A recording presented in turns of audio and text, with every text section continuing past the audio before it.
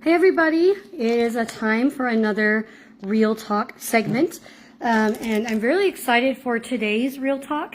It's something that I'm very near and dear to my heart, and I've been very prayerful because when it comes to these things, the Real Talks, I want to talk about something that is something I'm still very vulnerable in and can share and be honest and open that can help other people, but at the same time not be in a place that I could be too vulnerable and that actually affect my walk with Christ because I'm not in a place and I'm not using wisdom and I'm sharing things too soon. So I feel like it is time, and I feel like I've had enough healing in this area to be able to talk about this in a way that could be beneficial, but at the same time not be something that's going to throw me off.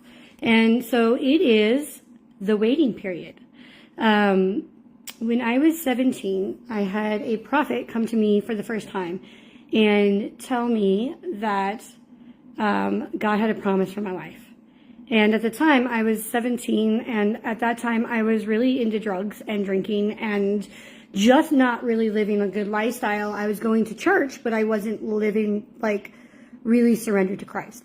And so he told me this word, and I was like, okay, whatever. Like, it didn't mean anything.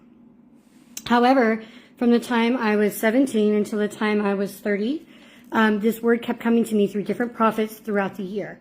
So because of it, I always believed it. Like, I always knew that God was doing this in my life, and I had a security in me. I didn't ever think like, oh, maybe this isn't for my life.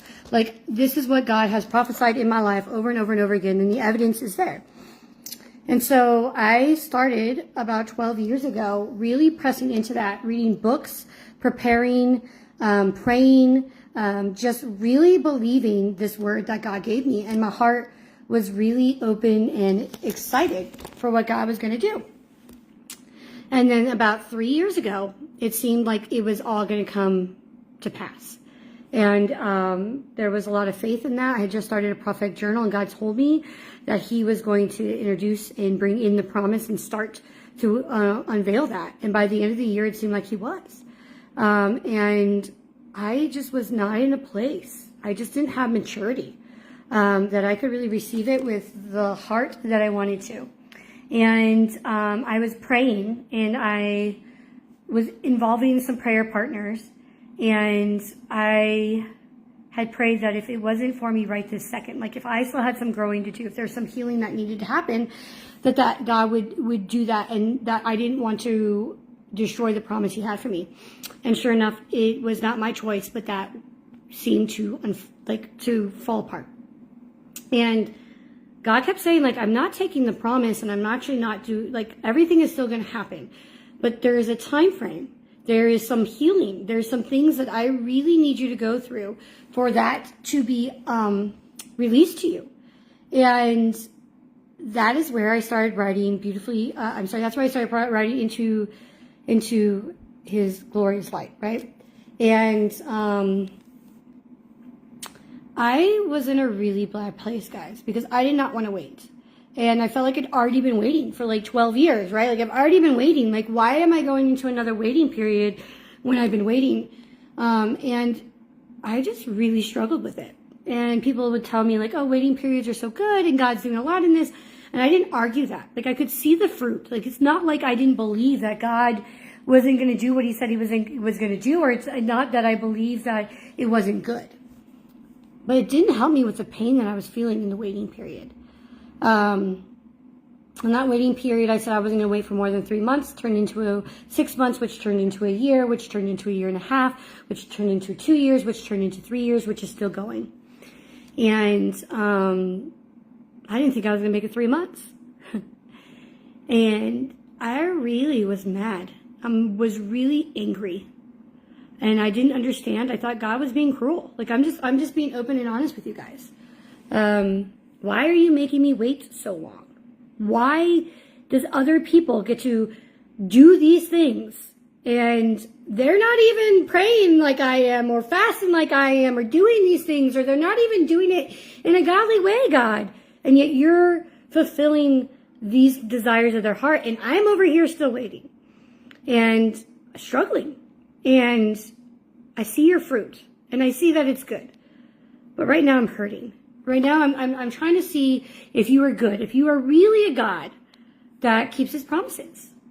Because right now it doesn't feel like you are. Right now it feels like I'm lacking. Right now it feels like I'm in want. And I mean, this is a struggle, guys, that I've put down and picked back up and put down and picked back up for 3 years. And when I released the book and it was literally getting published, I asked God, please do not make me do this without you fulfilling your promise, because I'm going to look like a fool. Like, I was serious, like, right? Like, I was like, surely my waiting period is over. Surely I have been faithful enough. Surely I have been obedient enough. Surely it is time for you to answer your promise. And he didn't. And I'm not going to lie, I still struggled with that. And I wrote a poem for my new book, and it talks about that. It talks about, I believe you and I don't love you because of your promise. I love you because of who you are, but without you fulfilling your promise, like, I feel like I'm in want. I feel like there's a part of my heart that isn't complete because you haven't kept your promise. And I know people were, giving me words, and I'm not saying the words that they weren't giving me weren't great. I mean, they were true and they were honest, but I felt like Hannah, like, God, it's not that it's not happening because it can't happen. It's not happening because you're literally putting a hold on this. And I know that Hannah, there was specific timing to that. And I know, like, whenever God unleashed the promise to her, it was beautiful and it was better and it was bigger. Like, you can know these things, right? Like, I knew these things. I knew, and I still believe God's going to do what he says he's going to do. And I still believe his thoughts are higher than my thoughts. And I still believe that his ways are better than my ways. And I still believe it's going to be so beautiful. But my heart is still hurting. And, I understand. Like, I get Sarah now, right? Like, I get it. Like, to have a promise and to hold on to it. And there were times in this journey that I was like, could you please just take the promise? Like, I felt better when you didn't give me the promise and I didn't believe you, right? Because then it doesn't hurt so bad. It doesn't feel like you're not giving. It feels like, right? Like, I kept trying to, like, figure out ways to be like, maybe it's me. Maybe I'm not doing this right. Maybe if I did this differently, maybe, right? Like, I just wanted to believe, like, in the waiting period, I was doing something wrong. Because I didn't want to believe that God would not be a God who didn't give his promises, or I didn't want to believe that even God wouldn't come through. And I had to make excuses for him, and I did. Like, I would make excuses, and there's all this unbelief in the waiting period, all this unbelief, where it was like, I don't want to look like a fool, or I don't want people to see God badly. Like, it was like I was trying to protect God in my waiting period, because what if he doesn't come through? What if I have all this faith and I'm obedient and I've done everything right and God doesn't come through? And it almost made me walk away. And there was a period in the waiting period when because I was like, God, I feel like I could walk away. Like, I feel like I don't know if our relationship is enough.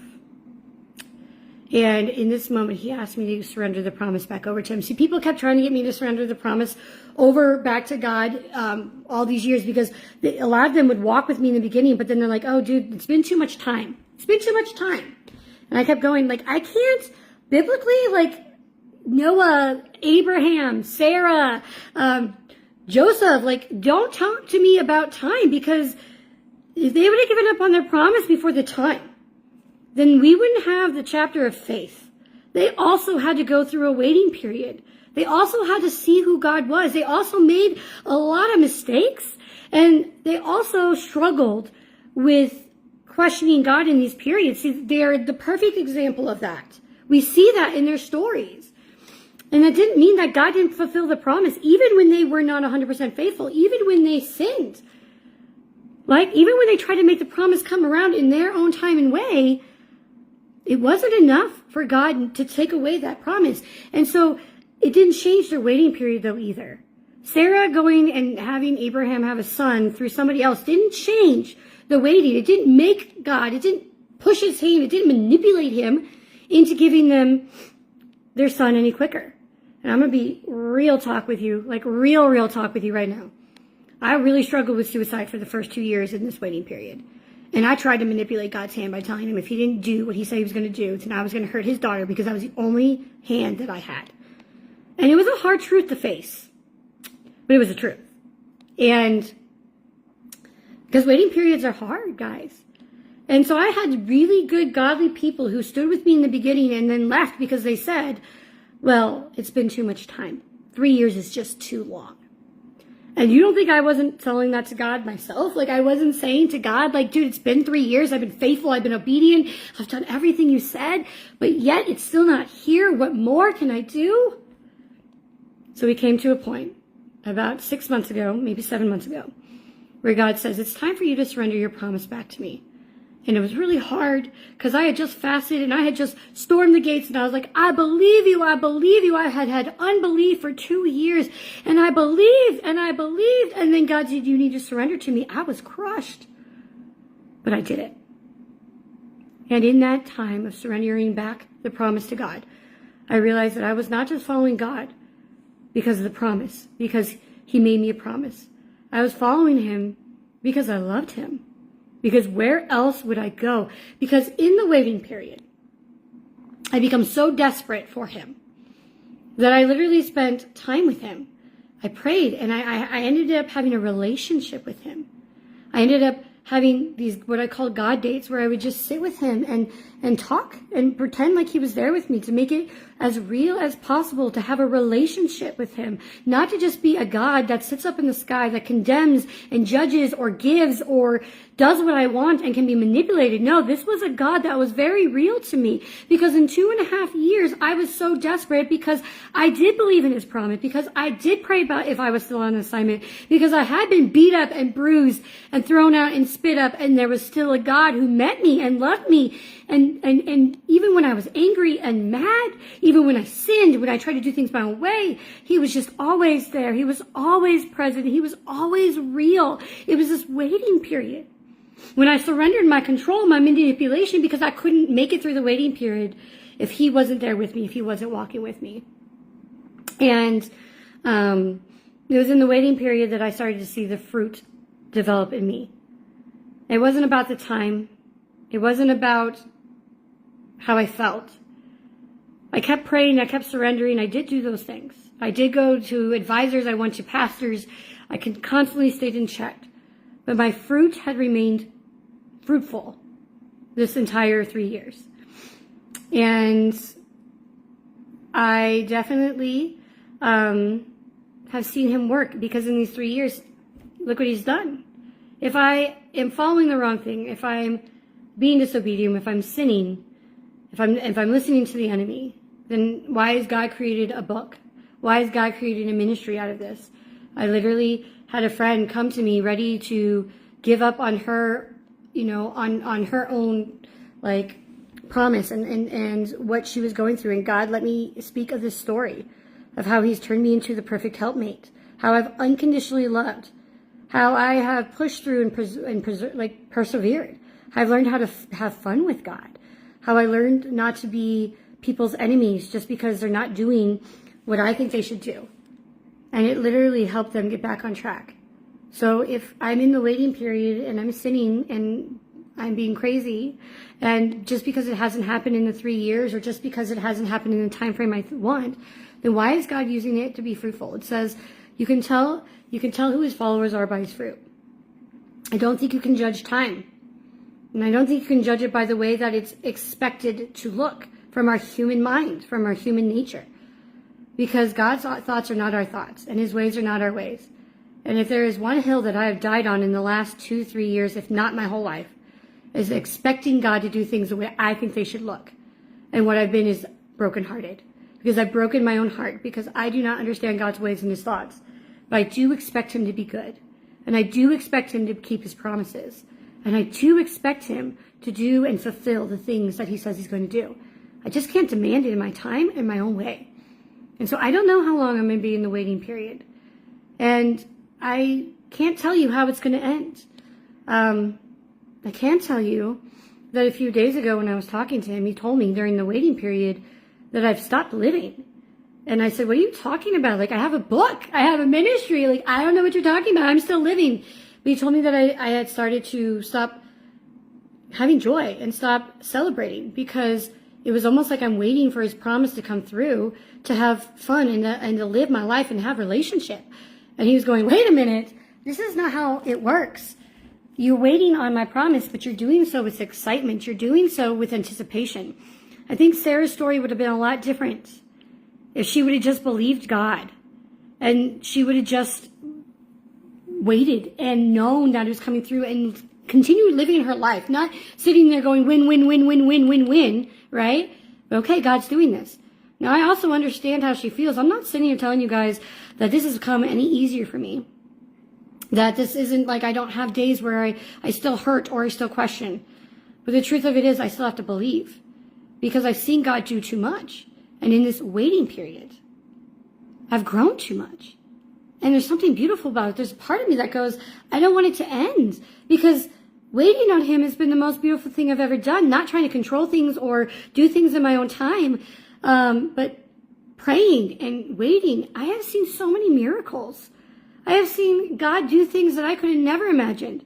I have seen times that I would have never done what I've done because I would have given up or I would have wanted to do things on my own way. But because I was praying and because I was waiting and because I was trusting and because I was desperate for God, he has done amazing things. Unbelievable things. Things that I can't even like tell you how good. But I know there's people like me who believe he's good and know that he can do it. But there's still mommies out there waiting to be mommies, who are still waiting for their kids, who God has promised, and yet they're still not pregnant. There's people that are still waiting to be married. There's people who are still waiting for jobs and houses. There's people that have prayed and they've done these things, and God, it just hasn't come through yet. It just hasn't come down the line yet. And I'm asking you, please don't give up. Please don't surrender your promise. Please don't try to give up and do it your own way. I know it's hard, but maybe we all just need to be here together. Maybe we'll all have to say, hey, I'm in my waiting period. And there's times I feel like I'm crazy. There's times that I wonder, am I doing the wrong thing? Am I believing the wrong thing?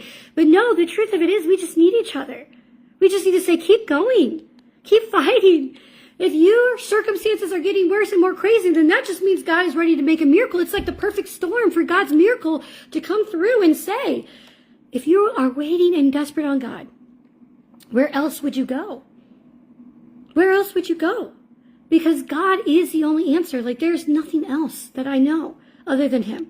But before the waiting period, I didn't know that. Before the time of being desperate and holding on to this promise and knowing that he's good and believing him and asking and praying and walking with him, I wouldn't know.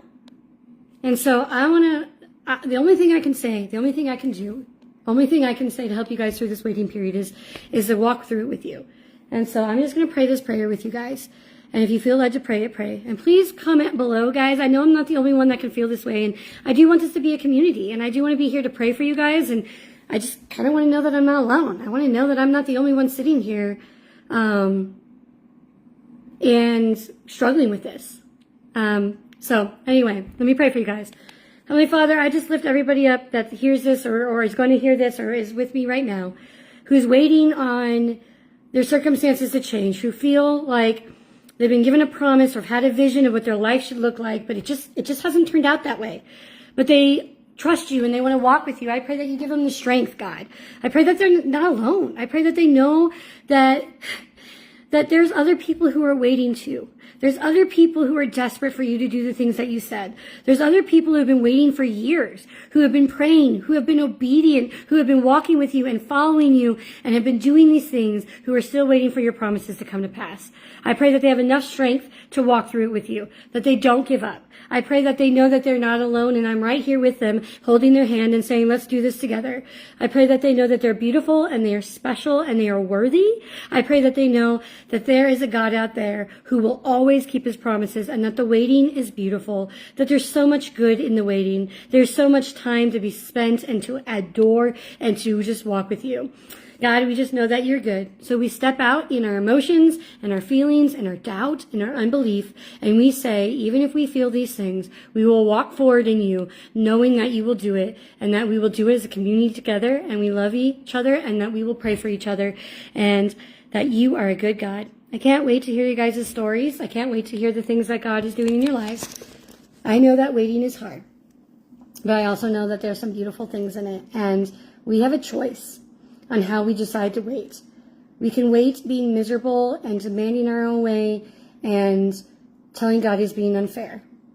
Or we can wait knowing that God has a promise and it's going to come through, and we can live today and have joy, and we can have excitement knowing that God has it on his way and that he will guide us.